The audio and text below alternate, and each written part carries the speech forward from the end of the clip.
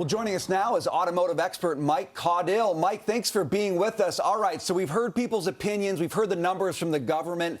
I look at this and I just don't think it's workable. We don't have the infrastructure. It's going to cost way more money than the administration wants to admit. How do you read what the administration is proposing? Can it be done at all?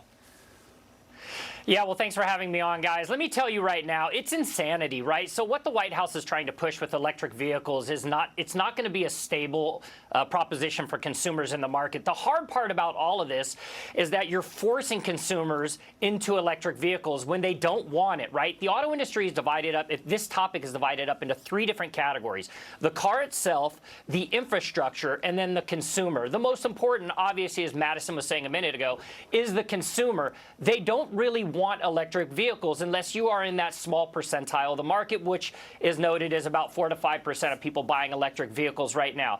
But here's how I want to divide it up, and I want consumers at home to kind of digest this part.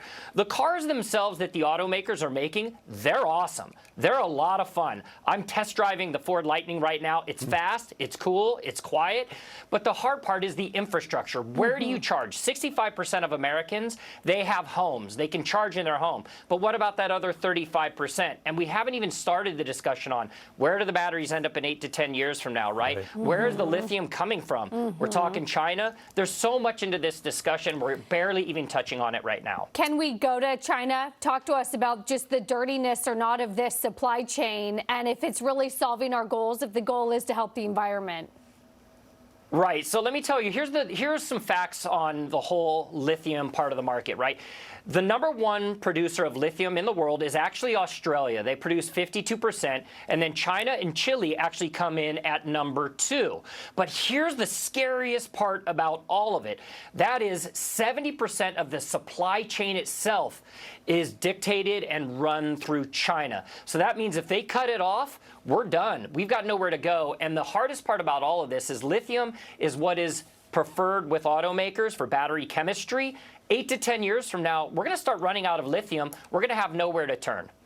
Mike, Wall Street Journal headline essentially saying that Biden's EPA remakes the auto industry, right? And that's what's happening here. This is an EPA that is deciding who lives and who dies within the business, forcing these, regulations on businesses as well. This is not free market capitalism anymore. They're not necessarily nationalizing the auto industry, but they certainly have a very, very tight grip on it if this proceeds forward.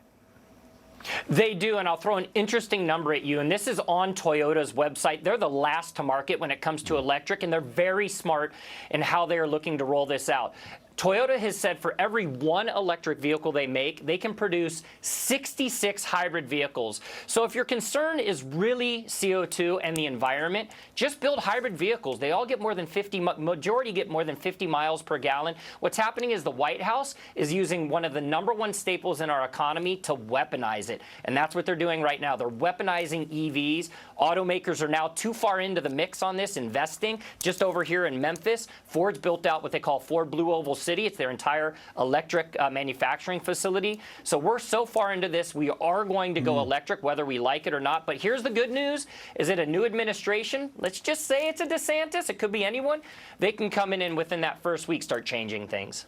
Mike, we need data and facts on this. You brought it. Thank you so much for being with us. We appreciate it.